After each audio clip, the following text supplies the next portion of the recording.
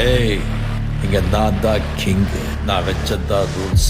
அந்த ரூல்ஸ் எனக்கு இஷ்டத்துக்கு அப்பப்போ மாத்திட்டே இருப்பேன். அது கப்சிப்புன்னு கேட்டு ஃபாலோ பண்ணணும். அதை விட்டுட்டு ஏதாவது அடாவடித்தலை பண்ண நினைச்ச உன்னை கண்ட துண்டமா வெட்டி கழிச்சு போட்டுடுவேன். ஹொக்கும், டைகர் கா ஹொக்கும்.